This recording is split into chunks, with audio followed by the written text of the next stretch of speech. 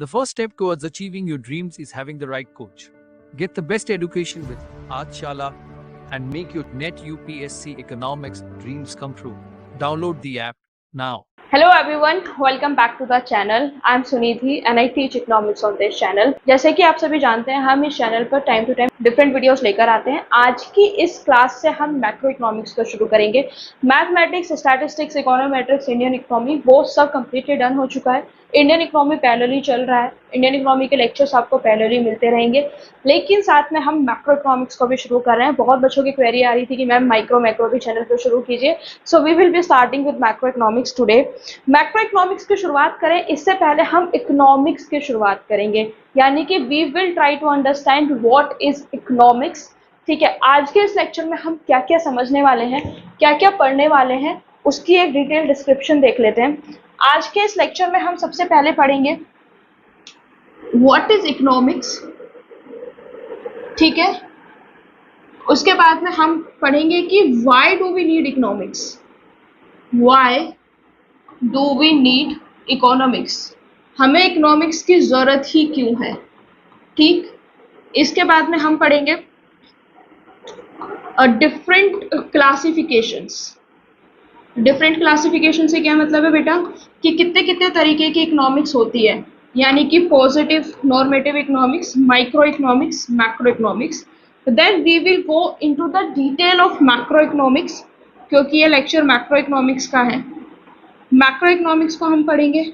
फिर macro economics के अंदर ही एक कॉन्सेप्ट आता है production possibility curve. Micro macro दोनों के अंदर आता है, इसको हम यहाँ पर पढ़ेंगे, यहाँ पर समझेंगे प्रोडक्शन पॉसिबिलिटी कर्व को। इसके बाद में हम समझेंगे सर्कुलर फ्लो इकोनॉमी का। सर्कुलर फ्लो क्या होता है, सर्कुलर फ्लो इन इकोनॉमी। ठीक, और सर्कुलर फ्लो इन इकोनॉमी में हम 2 सेक्टर मॉडल पढ़ेंगे, 3 सेक्टर मॉडल पढ़ेंगे, 4 सेक्टर मॉडल पढ़ेंगे। और इन सारे कॉन्सेप्ट्स को समझने के लिए जितने भी बेसिक कॉन्सेप्ट्स को समझना होगा, वो सारे कॉन्सेप्ट भी हम इस वीडियो में समझेंगे। इस लेक्चर का क्या है, सबसे पहले आपको समझना है व्हाट इज इकोनॉमिक्स, उसके बाद में आपको समझना है कि एक्चुअल में हमें इकोनॉमिक्स की जरूरत क्यों है, हम क्यों पढ़े इकोनॉमिक्स। हमें तो नहीं पढ़नी है, but we will tell you why economics is important. Then different classification, positive economics क्या है, नॉर्मेटिव इकोनॉमिक्स क्या है। उसके बाद में माइक्रो और मैक्रो इकोनॉमिक्स के बीच में थोड़ा सा difference, and then we will enter into the macro economics. Macro economics में सबसे पहले हम समझेंगे कि मैक्रो इकोनॉमिक्स का ओरिजिन एक्चुअल में कहाँ से माना जाता है। मैक्रो इकोनॉमिक्स के ओरिजिन के बाद में हम ये समझने की कोशिश करेंगे कि मैक्रो इकोनॉमिक्स कौन कौन सी प्रॉब्लम्स को डील करने की कोशिश करता है, और क्या हम माइक्रो इकोनॉमिक्स के कॉन्सेप्ट को मैक्रो इकोनॉमिक्स में नहीं लगा सकते हैं। क्यों मैक्रो इकोनॉमिक्स हमें एक सेपरेट डिसिप्लिन की जरूरत पड़ी, क्यों हमने मैक्रो इकोनॉमिक्स को सिंपली माइक्रो इकोनॉमिक्स का समेशन की तरह क्यों नहीं ट्रीट किया, ये सब चीजें पढ़ेंगे। Then we will understand the very important concept of economics, prediction possibility curve. Then we will understand the circular flow in economy. I just hope कि आपको ये चीज समझ में आ गई होगी। ठीक है, तो सबसे पहले हमको समझना है इकोनॉमिक्स क्या है, व्हाट इज इकोनॉमिक्स। सबसे पहले इकोनॉमिक्स समझें, उससे पहले हम एक चीज समझेंगे इकोनॉमी, और फिर हम इन दोनों में डिफरेंस समझेंगे। What is economy and what is economics. Economics तो देखिए हम बाद में समझेंगे, सबसे पहले हमको इकोनॉमी को समझना है। व्हाट इज इकोनॉमी, आपको क्या लगता है कि इकोनॉमी क्या है। न्यूज़पेपर पढ़ते होंगे, आपने देखा होगा इंडियन इकोनॉमी की बात कर रहे हैं, यूएस इकोनॉमी की बात कर रहे हैं, आईएमएफ डिफरेंट इकोनॉमी की प्रोजेक्शंस की बात कर रहा है, but what is actually an economy. Economy actual में होता क्या है, तो economy is a system. Economy एक सिस्टम है। क्या, किस चीज का सिस्टम है, economy is a system which provides people a living, काम करना, लाइवलीहुड, रोजगार। People means to work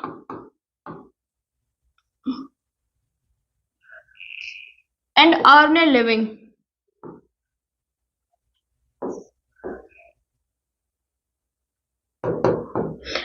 economy एक ऐसा सिस्टम है, कैसा सिस्टम है, विच provides people means to work, यानी कि जो काम करने का एक जरिया बनता है, यानी कि काम कैसे करना है ये बताता है।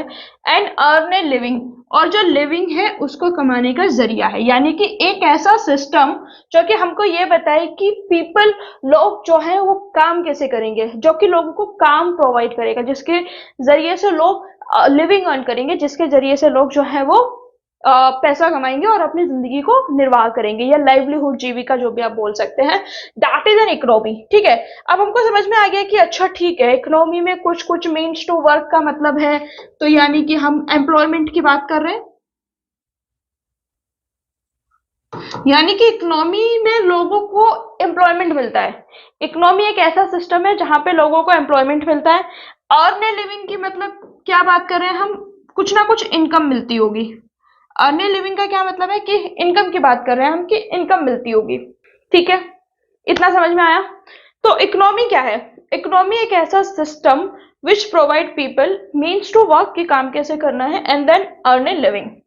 इसके बाद में अब हमको देखना है इकोनॉमिक्स क्या है।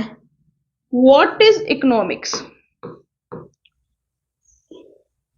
What is economics? Tell me, आपको क्या लगता है जो हमने इकोनॉमी की डेफिनेशन पढ़ी उसके हिसाब से इकोनॉमिक्स क्या हो सकता है? देखिए, इकोनॉमिक्स जो है वो एक ग्रीक वर्ड है जिसका मतलब है ओइकोनोमोस। इस वर्ड से, ओइकोनोमोस से इकोनॉमिक्स बनी है। और ओइकोनोमस का मतलब क्या है? हाउस होल्ड मैनेजमेंट, यानी कि जो घर को मैनेज करने का स्किल सेट है, दैट इज इकोनॉमिक्स। चलिए, ये मैंने बता दिया, लेकिन क्या इसकी कोई वेल स्टैब्लिश्ड डेफिनेशन है? क्या इकोनॉमिक्स की कोई वेल स्टैब्लिश्ड डेफिनेशन है? वेल स्टैब्लिश्ड डेफिनेशन क्या हो सकती है इकोनॉमिक्स की? Let me read out the definition for you. Economics is a social science which studies the way a society chooses to use its limited resources, which have alternate uses, to produce goods and service and to distribute them among different groups of people. ठीक है, यानी कि economics के definition की हम बात करें तो what is the definition of economics? Economics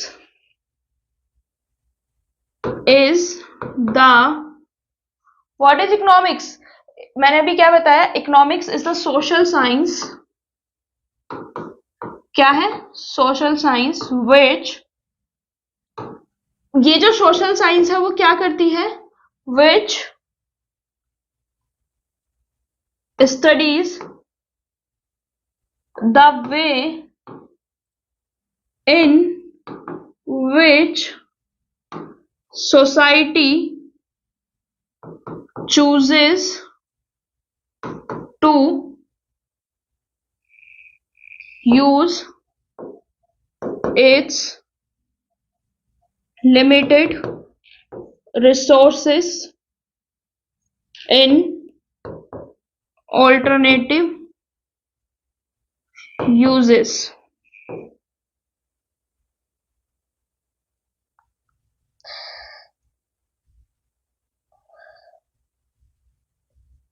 To produce goods and services and to distribute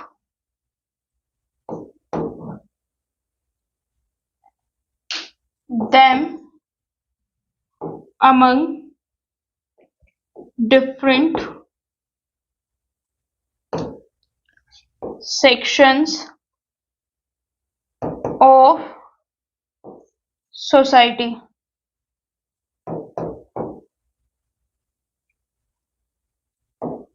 economics is the social science. Social science से क्या मतलब है? देखिए, साइंस होता है जहां पे यूनिवर्सिटीज ऑफ लॉज होती है, यूनिवर्सलिटी होती है। यूनिवर्सलिटी का क्या मतलब है? कि जो साइंस के लॉ है वो यूनिवर्सल होते हैं, यानी कि वो लॉ यूएस में भी सेम होगा, इंडिया में भी सेम होगा, यूरोप में भी सेम होगा, आप किसी भी कोने में चले जाइए वो सेम होगा। जैसे कि law of gravitation, gravitational force का जो लॉ है वो क्या कहता है कि आप किसी भी चीज को ऊपर से ड्रॉप करोगे तो वो नीचे ही आएगा। मैं पेन को ऐसे ड्रॉप करूंगी तो वो नीचे ही आएगा, ऊपर नहीं जाएगा कभी भी। अब मैं पेन को इंडिया में खड़े होके करूं, अपने घर पे खड़े होके करूं, दिल्ली में खड़े होके करूं, यूएस में खड़े होके करूं, कहीं भी करूं, ये जो पेन है ना ये हमेशा नीचे आएगा, कभी भी और कहीं नहीं जाएगा। ठीक है, तो that is the law of gravitation. यानी कि जो सबसे इंपॉर्टेंट चीज होती है सोशल साइंस में कि जो लॉज होते हैं, जो फॉर्मूलेज होते हैं वो यूनिवर्सल होते हैं, आप उनको कहीं भी अप्लाई कर सकते हैं। But when it comes to social science, social science में हम एक बिहेवियरल एस्पेक्ट जो होता है उसको कंसीडर करते हैं। बिहेवियरल एस्पेक्ट को कंसीडर करने का क्या मतलब है, मतलब कि हो सकता है कि सेम चीज पे इंडिया का कंज्यूमर अलग तरीके से रिएक्ट करे, यूएस का कंज्यूमर अलग तरीके से रिएक्ट करे। फॉर एग्जाम्पल लेट्स से अभी टमाटर, अभी इन्फ्लेशन हुआ, टमाटर का जो प्राइस थे वो बहुत ज्यादा बढ़ गए, तो हो सकता है कि जो इंडिया का कंज्यूमर है वो टमाटर को कम खाना शुरू कर दे। लेकिन जरूरी नहीं है कि अगर यूएस में भी टमाटर का प्राइस बढ़ेगा तो वो कम कर देंगे। Obviously there is a law of demand. अब आप सब लोग खड़े होकर बोलेंगे कि मैम लॉ ऑफ डिमांड तो यही कहता है ना कि जब जब प्राइस बढ़ेगा तो क्वांटिटी डिमांडेड कम हो जाएगी। वो ठीक है, बिल्कुल सही बात है, लेकिन हर लॉ के एक्सेप्शन है इकोनॉमिक्स में। ठीक है, अगर हम ये कहते हैं कि जो इंडिफरेंस कर्व है वो कॉन्वेक्स शेप का ही होता है तो हम गलत कहते हैं, क्योंकि इंडिफरेंस कर्व की 17 शेप्स और होती है, राइट। तो आप इस चीज को समझिए कि जो एक यूनिवर्सलिटी वाला फैक्टर था कि आप जो साइंस की चीजें हैं वो चाहे यूएस में पढ़े, चाहे इंडिया में पढ़े, चाहे जर्मनी में पढ़े, कहीं भी पढ़े वो सेम होने वाली है। ये बिहेवियरल साइंस है, ये सोशल साइंस है, यहाँ पे डिफरेंट डिफरेंट वेरिएंट्स जो है वो आएंगे ही आएंगे। फर्स्ट थिंग, सोशल साइंस समझ में आया कि why we have written social science. इस डेफिनेशन को हम ब्रेक डाउन करेंगे। डेफिनेशन को ब्रेक डाउन करने से ही हमारे पास काफी सारे जो कॉन्सेप्ट्स है वो क्लियर हो जाएंगे। ठीक है बेटा, economics is the social science. Social science हमको समझ में आ गया कि हमने यहाँ पे साइंस क्यों नहीं लिखा है, क्यों हमने सोशल साइंस लिखा है। Which studies the way in which society chooses to use its limited resources, यानी कि हम सोसाइटी चूज करेगी कि जो हमारे पास लिमिटेड रिसोर्सेज है ना, जो हमारे पास एक बहुत लिमिटेड सेट ऑफ रिसोर्सेज हैं, उनको हमको कैसे यूज करना है। यानी कि कोई भी गवर्नमेंट डिसाइड नहीं करेगी, कोई भी गवर्नमेंट अलग अलग इकोनॉमी में डिसाइड करती है, बट मेजरली जो लोग होते हैं ना वो डिसाइड करते हैं कि हमको अपने रिसोर्सेज किस तरीके से यूज करने हैं। और जो रिसोर्सेज है, पहली बात तो वो लिमिटेड है, दूसरी बात उनके ऑल्टरनेटिव यूजेस हैं। ऑल्टरनेटिव यूजेस, लिमिटेड रिसोर्सेज, और हमको यूज करना है किस चीज के लिए, हमको प्रोड्यूस करना है गुड्स एंड सर्विसेज। क्या प्रोड्यूस करना है हमको, यहाँ पे क्या करना है, प्रोडक्शन करना है। क्या करना है हमको यहाँ पे, प्रोडक्शन करना है। We need to use to produce goods and services, और फिर क्या करना है हमको, डिस्ट्रीब्यूट करना है, distribute them among different sections of society. यानी कि क्या बताने की कोशिश की कि इकोनॉमिक्स एक ऐसा सोशल साइंस है जो कि स्टडी करेगा कि जो सोसाइटी है वो क्यों एक प्रोडक्ट को प्रोड्यूस कर रही है। यानी कि why the society is producing the particular product, why the society is producing X, why society is not producing Y, why society is producing Z, why society is not producing X। तो हमें ये समझना है कि economics के अंदर हम ये समझने की कोशिश करते हैं कि हमको क्या प्रोड्यूस करना है, क्या प्रोड्यूस नहीं करना है, और एक बार जो हमने प्रोडक्शन कर लिया उसका डिस्ट्रीब्यूशन कैसे करना है। मैंने गुड तो बना लिया, मैंने बिस्किट बना लिया, उसको डिस्ट्रीब्यूट कैसे करूंगी मैं सब में। तो वेलफेयर का जो प्रॉब्लम होता है, वेलफेयर इकोनॉमिक्स जो एक अलग डोमेन होता है, वो सब हम इसमें समझने वाले हैं। I hope this is very very clear to you. At the end of the lecture we will come back to this definition, and after understanding all the concepts मैं आपको बताऊंगी कि ये आपकी जो डेफिनेशन है वो आपसे समझ आई या नहीं आई। इस इकोनॉमिक्स की जो डेफिनेशन है इसमें बहुत सारे कॉन्सेप्ट्स हैं, उन कॉन्सेप्ट्स को हम वन बाय वन डील करेंगे, और जब हम सारे कॉन्सेप्ट्स को डील कर लेंगे then we will come back again and then we will decide कि हमें ये डेफिनेशन क्लियर हुई या नहीं हुई। I hope that is very much clear to you. Is that clear to you? ठीक है, हमें समझ में आया इस डेफिनेशन से, हमें सबसे पहली चीज इस डेफिनेशन से जो समझ में आई वो ये कि इकोनॉमिक्स एक सोशल साइंस है। दूसरी चीज समझ में आई कि society choose to use its limited resources, यानी कि जो सबसे पहली प्रॉब्लम हमें फेस करनी पड़ी वो हमें प्रॉब्लम फेस करनी पड़ी लिमिटेड रिसोर्सेस की। लिमिटेड रिसोर्सेस हमारे पास क्या है? Limited resources. क्या हम लिमिटेड रिसोर्सेस को लिख सकते हैं कि स्कार्सिटी है? Can we write it down कि इसमें स्कार्सिटी है, कमी है? बताइए, can we write it down की कमी, लिमिटेड रिसोर्सेस यानी कि किसी भी चीज की कमी होना। अब ये जो स्कार्सिटी है ना, ये जो हमें कमी हुई है, यही फंडामेंटल है इकोनॉमिक्स का। अब ये फंडामेंटल क्यों है ये आप थोड़ी देर में समझ जाएंगे। अगर हमारे पास रिसोर्सेस की कमी नहीं होती ना तो इकोनॉमिक्स ही नहीं होता। हमारे पास रिसोर्सेस की कमी है इसीलिए हमको इकोनॉमिक्स पढ़ना है। हमारे पास रिसोर्सेस की कमी है इसीलिए हमको अपना आउटपुट मैक्सिमाइज करना है, ऑप्टिमाइज करना है। हमारे पास जितने भी कंस्ट्रेंट गिवन है उनको हमको यूज करके बेस्ट आउटपुट निकालना है। हमारे पास लेट्स से बहुत कम रिसोर्सेस हैं, जैसे कि आपने कोट में सुना होगा, use with whatever the resources you have and then you upgrade it in the gradual manner. ठीक है, हमारे पास लिमिटेड रिसोर्सेस है एंड दैट इज द मतलब fundamental problem and that is the root of all economic objectives. जितने भी economic objective है सबका रूट यही है कि स्कार्सिटी है। अब हमको समझना है कि स्कार्सिटी है, समझ में आ गया कि मैडम बहुत अच्छे से क्लियर समझ में आ गया कि ये फंडामेंटल रूट प्रॉब्लम है, रूट कोज है जिसकी वजह से इकोनॉमिक्स का इजाद हुआ, जिसकी वजह से लोगों ने इकोनॉमिक्स को पढ़ना शुरू किया। हमको बहुत अच्छे से समझ में आ गया है। लेकिन अब मैम आप हमको एक बात बताइए कि ये स्कार्सिटी है क्यों? Why there is scarcity? Tell me this, why there is scarcity? देखिए, there is scarcity because of two reasons. सबसे पहली बात तो कि हमारे पास अनलिमिटेड वांट्स हैं, ठीक है, अनलिमिटेड वांट्स, अनलिमिटेड वांट्स या फिर आप नीड्स भी कह सकते हैं। दूसरी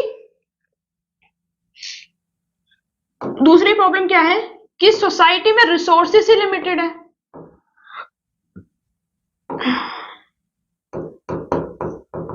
अब रिसोर्सेस लिमिटेड हैं, उनका भी ऑल्टरनेटिव यूज है।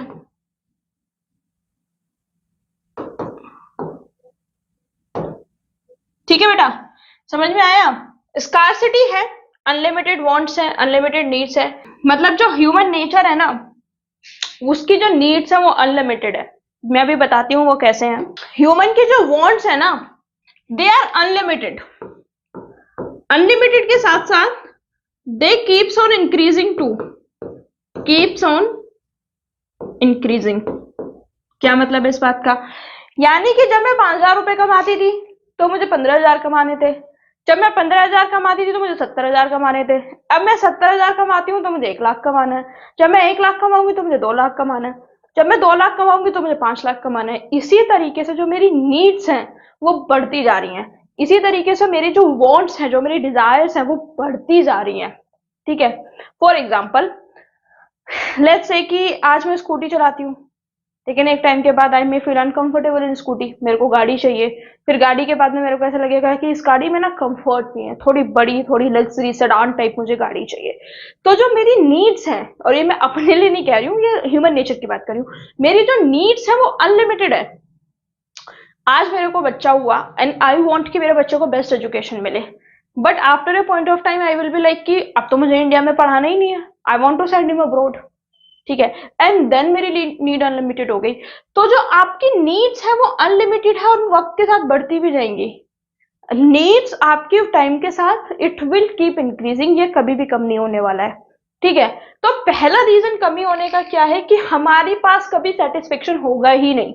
हम कितना भी कमा लें, कुछ भी कमा लें, हमारी नीड्स हमेशा उससे ज्यादा होंगी। इसीलिए आपने कभी अगर बड़े बुजुर्गों को कहते हुए सुना है तो वो अक्सर इस चीज को कहते हैं कि अगर आप 5,000 रुपए कमाते हो तो आपके खर्चे 5,000 जैसे होते हैं, लेकिन अगर आप ज्यादा कमाने लगते हो तो आपके खर्चे भी फिर वैसे ही हो जाते हैं। अगर आप 70,000 कमा रहे हो तो फिर आपके खर्चे 70,000 वाले हो जाते हैं। आप अगर 1.5 लाख कमा रहे हो तो फिर आपके खर्चे 1.5 लाख वाले हो जाते हैं। फिर आप 1.5 लाख कमा रहे हो तो आप नॉर्मल कपड़े नहीं पहनना चाहेंगे ना, you will like to wear branded clothes in that situation.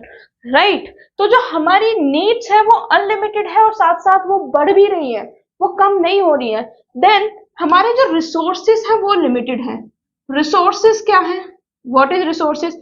जिसमें यूटिलिटी हो, यानी कि ऐसी कोई भी चीज जो हमारी नीड्स को सेटिस्फाई कर सके, वो क्या है? रिसोर्सेस हैं। जैसे कि हमें घर बनाना है, उसके लिए हमको लैंड चाहिए, तो लैंड इज ए रिसोर्सेस। हमको हाइड्रेट करने के लिए पानी चाहिए, वाटर इज ए रिसोर्सेस। हमको एग्रीकल्चर करना है, हमको खेती करनी है, फसलें उगानी है, तो सॉइल इज अ रिसोर्सेज।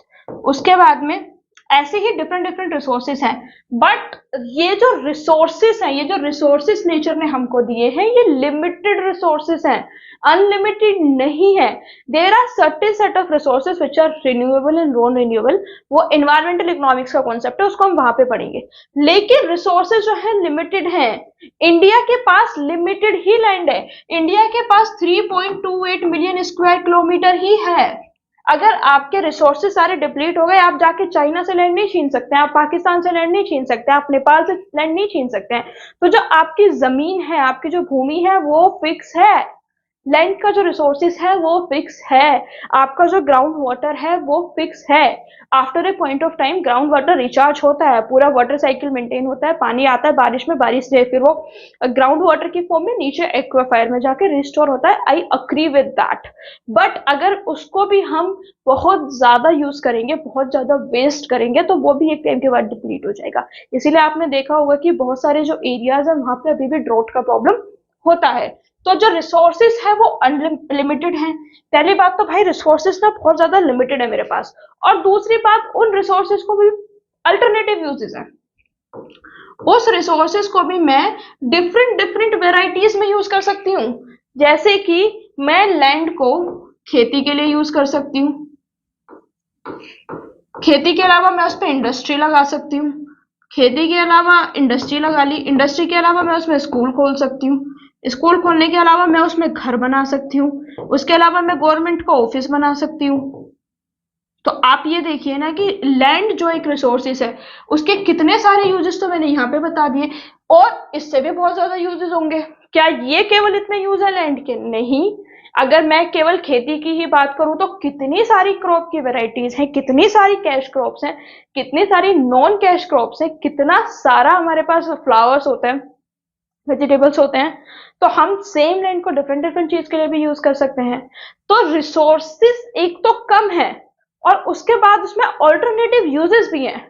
तो स्कार्सिटी क्यों क्यों नहीं होगी, कभी क्यों नहीं होगी, आप मुझे बताइए। ठीक है। तो मैंने आपको ये बताया कि किसी भी सोसाइटी को चूज करना होता है अपने लिमिटेड रिसोर्सेज में। अभी इतनी ही हमने इस डेफिनेशन को ब्रेक डाउन किया है कि कोई भी सोसाइटी अपने लिमिटेड रिसोर्सेज में से चूज करेगी। लेकिन पहला जो क्वेश्चन किसी के भी मन में आता है कि मैम ठीक है, सोसाइटी लिमिटेड रिसोर्सेज में से चूज करेगी, बट रिसोर्सेज लिमिटेड ही क्यों है, स्कार्सिटी ही क्यों है? तो बेटा ये तीन रीजन है: unlimited wants, resources limited, alternative use. I hope इतना समझ में आ गया होगा। ठीक है। अब मैंने क्या बोला? मैंने बोला कि जो सोसाइटी है वो सॉल्व करने की कोशिश करती है कि हमको अपना प्रोडक्शन कैसे करना है और उस प्रोडक्शन को डिस्ट्रीब्यूट कैसे करना है। अब जो डिफरेंट सोसाइटीज होती हैं वो डिफरेंट डिफरेंट तरीके से सॉल्व करने की कोशिश करती हैं। यानी कि मे बी इंडिया अपने प्रोडक्शन और डिस्ट्रीब्यूशन का मैकेनिज्म दूसरे तरीके से सॉल्व करना चाहता हो, यूएस दूसरे तरीके से सॉल्व करना चाहता हो, रशिया दूसरे तरीके से सॉल्व करना चाहता होगा। तो क्या ये पॉसिबल है कि जो प्रोडक्शन और डिस्ट्रीब्यूशन है उसमें all over the world uniformity हो? कोई जरूरी नहीं है। अगेन सोशल साइंस नहीं है। ठीक है। तो जो डिफरेंट टाइप्स ऑफ सोसाइटीज होती हैं वो डिफरेंट डिफरेंट तरीके से इस प्रॉब्लम को सॉल्व करने की कोशिश करती हैं। ठीक है। और जब वो इस प्रोसेस को सॉल्व करने की कोशिश करती हैं तो वो एक डिफरेंट डिफरेंट तरीके की इकोनॉमीज जो है वो बनाती हैं। ठीक है। अभी तक मैंने क्या बताया? मैंने बताया कि सोसाइटी जो होती है वो प्रॉब्लम को सॉल्व करने की कोशिश करती है स्कार्सिटी रिसोर्सेस के।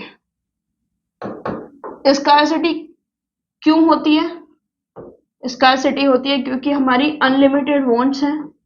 दूसरा, हमारी स्कार्सिटी होती है क्योंकि हमारी रिसोर्सेस जो हैं वो लिमिटेड हैं। उसके बाद में जो रिसोर्सेस हैं उसके ऑल्टरनेटिव यूज हैं।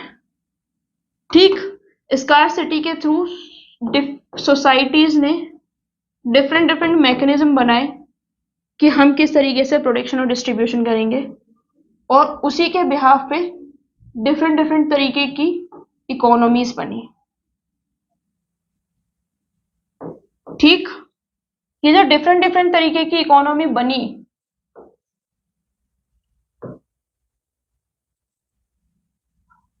डिफरेंट डिफरेंट तरीके की इकोनॉमी बनी, इसमें कैपिटलिस्ट बने,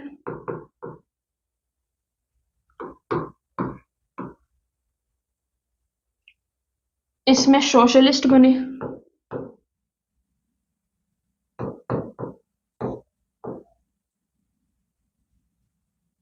इसमें मिक्स्ड इकोनॉमी बनी।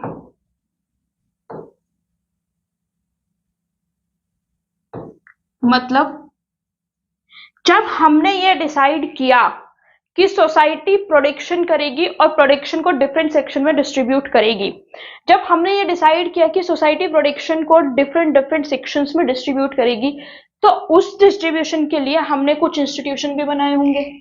ठीक है, यानी कि डिसाइड कोई कैसे करेगा, ये जब हमने ये डिसाइड किया, एक मिनट,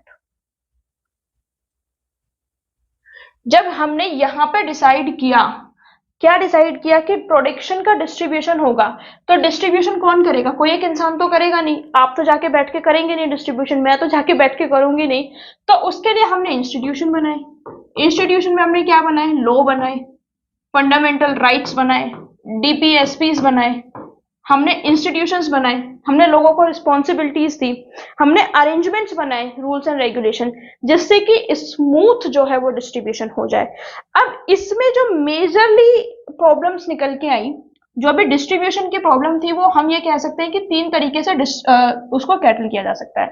पहली जो हमने प्रोडक्शन और डिस्ट्रीब्यूशन का मेजर निकाला, that is the capitalist system, जिसको हम कैपिटलिस्ट इकोनॉमी भी बोल देते हैं। Second, that is a socialist economy, and then mixed economy. अब देखिए डिफरेंस क्या है।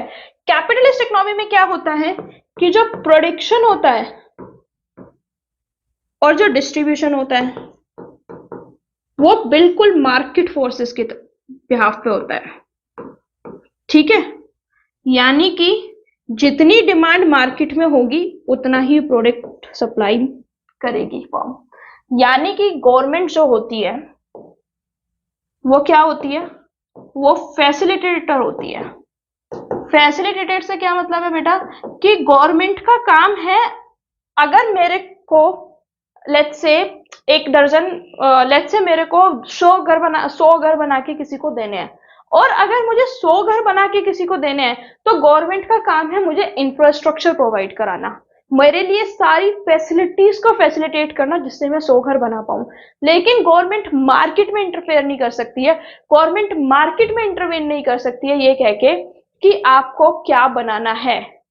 गवर्नमेंट किसी भी बिजनेस को ये नहीं कह सकती है कि आप इस चीज का प्रोडक्शन कीजिए और इस चीज का डिस्ट्रीब्यूशन इस तरीके से कीजिए। यानी कि जो प्रोडक्शन है उसमें कैपिटलिस्ट का, इंडिविजुअल का मेजर रोल होगा। मार्केट फोर्सेस डिसाइड करेंगे कि कितना डिमांड करना है, कितना सप्लाई करना है। When the market force will determine these things, then it will be known as the capitalist economy. और इसका बेस्ट एग्जांपल है यूएसए। यूएसए में अगर आप देखेंगे तो कैपिटलिस्ट इकोनॉमी है, यानी कि वहां पे मार्केट डिसाइड करती है, इंडिविजुअल डिसाइड करते हैं that what they want to produce and sell. ठीक, सेकंड आता है सोशलिस्ट इकोनॉमी। इसमें क्या होता है? गवर्नमेंट जो होती है वो मेजर रोल प्ले करती है। ठीक है, यानी कि गवर्नमेंट डिसाइड करती है कि मार्केट में क्या बनाना है या लोग क्या बनाएंगे, वो गवर्नमेंट डिसाइड करती है। गवर्नमेंट कैसे डिसाइड करती है? गवर्नमेंट अपने रूल्स एंड रेगुलेशंस के थ्रू डिसाइड करती है। गवर्नमेंट सबको परमिट नहीं देती है, गवर्नमेंट लाइसेंस का यूज करती है, गवर्नमेंट कोटा का यूज करती है, गवर्नमेंट परमिट का यूज करती है, जिसके बिहाफ पे हम, जो गवर्नमेंट है वो डिफरेंट डिफरेंट चीजों को कर्टेल कर सकती है। अगर हम इंडिया की बात करें, 1991 से पहले हम सोशलिस्ट इकोनॉमी को फॉलो करते थे। जितने भी 5 ईयर प्लान होते थे, अगर आपने इंडस्ट्रीज को पढ़ा है तो जो इंडस्ट्रीज में आप देखेंगे कि जो इंडस्ट्रियल पॉलिसी रेजोल्यूशन थे उसमें रिजर्व थी category A, category B, category C, या उसके अलावा जो डिफरेंट डिफरेंट सेक्टर्स थे वो रिजर्व थे कि इन सेक्टर्स में जो है वो केवल गवर्नमेंट काम कर सकती है, इन सेक्टर्स में थोड़े थोड़े रेस्ट्रिक्शंस के साथ प्राइवेट सेक्टर काम कर सकता है। इस तरीके से जब सरकार मेजर डिसीजन लेती है कि क्या प्रोडक्शन करना है और किस तरीके से डिस्ट्रीब्यूशन करना है, then it is known as the socialist economy. Socialist economy में ही दो टाइप की इकोनॉमीज आ जाती हैं, पहला आ जाता है सोशलिस्ट इकोनॉमी और दूसरा इसी में जब हम बोलते हैं that is communist economy. Communist क्या है? जब कम्युनिटी ओन करती है मीन्स ऑफ प्रोडक्शन को, यानी कि कम्युनिटी मीन्स ऑफ प्रोडक्शन को ओन करेगी और कम्युनिटी ही डिसाइड करेगी कि व्हाट टू अर्न। सोशलिस्ट में क्या है कि गवर्नमेंट डिसाइड करेगी। अब मिक्स्ड इकोनॉमी में क्या है? दोनों का मिक्सचर, यानी कि कैपिटलिस्ट भी होगा उसमें थोड़ा थोड़ा, उसमें सोशलिस्ट भी होगा, कैपिटलिस्ट का एलिमेंट भी होगा, सोशलिस्ट का एलिमेंट भी होगा। कैपिटलिस्ट से क्या मतलब है कि कुछ कुछ सेक्टर में demand and supply completely role play करेगा, कुछ कुछ सेक्टर में जो सरकार है वो रोल प्ले करेगी। इसका बेस्ट एग्जांपल क्या है? इसका एग्जांपल यूएसएसआर या फिर आज की डेट में आप रशिया और चाइना मान सकते हैं। इसमें इंडिया, जब आप प्लानिंग पढ़ेंगे पेपर 2 में या कहीं भी अगर आपने प्लानिंग पढ़ा होगा तो आपने देखा होगा कि इंडिया ने मिक्स्ड इकोनॉमी के मॉडल को अडॉप्ट किया था। क्यों किया था? डिफरेंट रीजंस है, वो एक अलग डिबेट है, उसमें हम बाद में जाएंगे। ठीक है, अब हमको ये समझ में आ गया कि जो कैपिटलिस्ट है इसमें इंडिविजुअल का मेजर कंट्रोल होगा, जो सोशलिस्ट है उसमें जो गवर्नमेंट है उसका मेजर कंट्रोल होगा, और मिक्स्ड इकोनॉमी में दोनों का बैलेंस रहेगा, किसी का भी कोई मेजर कंट्रोल नहीं रहेगा। तो अब हमको क्या करना है? अब हमको ये समझना है कि ये सारी जो बहस हमने की कि कैपिटलिस्ट क्या होता है, सोशलिस्ट क्या होता है, मिक्स्ड इकोनॉमी क्या होता है, उसमें एक चीज हमने समझने की कोशिश की। मैं एक चीज बार बार बोल रही हूं कि प्रोडक्शन क्या करना है वो इंडिविजुअल डिसाइड करेगा, प्रोडक्शन क्या करना है वो सरकार डिसाइड करेगी, प्रोडक्शन क्या करना है वो दोनों मिलके डिसाइड करेंगे, सरकार भी मिलेगी और इंडिविजुअल भी मिलेंगे, दोनों मिलके डिसाइड करेंगे कि प्रोडक्शन क्या करना है। आई होप इतना आपको क्लियर हो गया होगा। Now we will move forward and we will see कि व्हाट इज प्रोडक्शन। प्रोडक्शन है क्या? हमारे पास कुछ इनपुट है, इनपुट में हमने कुछ एप्लीकेशंस लगाई और उससे हमने कुछ बना दिया, दैट इज आउटपुट। वाओ, यानी कि हमारे पास रॉ मटेरियल है, उस रॉ मटेरियल के ऊपर हमने टेक्नोलॉजी को यूज किया, हमने land, labour, capital, entrepreneur,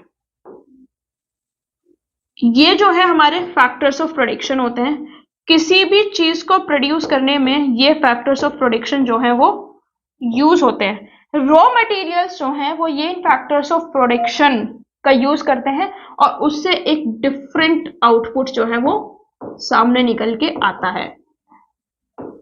example देखते हैं एक, फैक्टर्स ऑफ प्रोडक्शन। मैंने क्या बताया?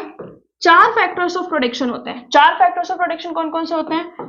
लैंड होता है, लेबर होता है, कैपिटल होता है और एंटरप्राइज होता है। थोड़ा सा इसको डिटेल में समझते हैं। लैंड यानी कि जमीन, लैंड रिसोर्स का हम यूज करेंगे, कोई भी कंपनी खोलेंगे, कोई भी खेती करेंगे, कुछ भी करेंगे, जमीन तो चाहिए ही चाहिए, लैंड इज मस्ट। रहेंगे कहाँ? चांद पे थोड़ी ना रहेंगे, चांद पे जाना अलग बात है, चांद पे बसना अलग बात है। लैंड, ठीक। उसके बाद में आपको मेहनत करनी पड़ेगी। जो लेबर है वो हमने सेग्रीगेट नहीं किया है, यानी कि व्हाइट कॉलर और जो हार्ड वर्कर होते हैं, जो स्किल्ड लेबर होते हैं, सब जनरली लेबर है। उसके बाद में कैपिटल, कुछ पैसा लगाना होगा, और उसके बाद में एंटरप्रेन्योर। एंटरप्रेन्योर का क्या मतलब है? एंटरप्रेन्योर यानी कि ये सारी चीजों को मैनेज करने वाला भी तो कोई बंदा चाहिए ना।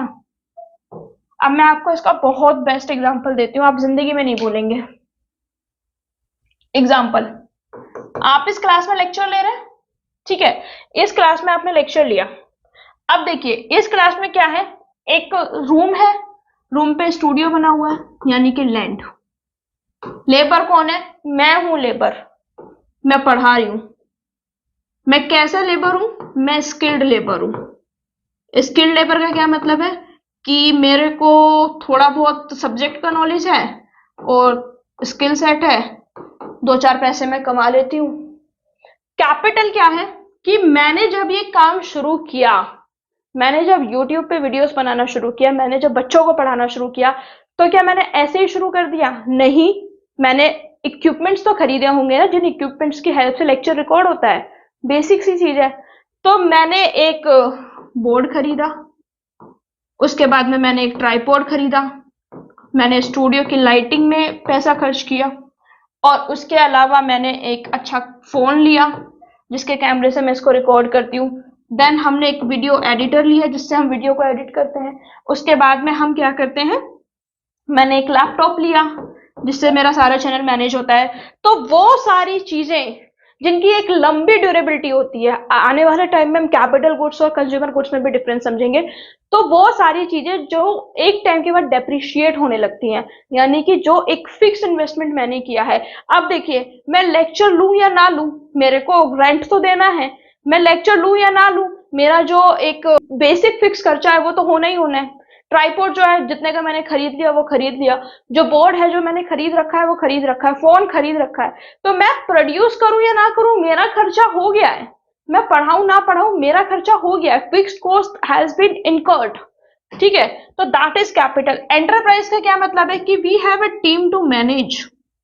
ठीक है, बहुत सारे लोग हैं जो मिलके डिफरेंट डिफरेंट काम करते हैं। कुछ बच्चे हैं जो, कुछ लोग हैं जो व्हाट्सएप पे क्वेरीज को देखते हैं, कुछ लोग हैं जो डाउट क्लियरिंग में हेल्प करते हैं, कुछ लोग हैं जो मेंटोरशिप में हेल्प करते हैं। तो इस तरीके से मिलके हमारा क्या किया, हमने सारे फैक्टर्स ऑफ प्रोडक्शन को यूज किया, और इससे हमारा आउटपुट क्या आया?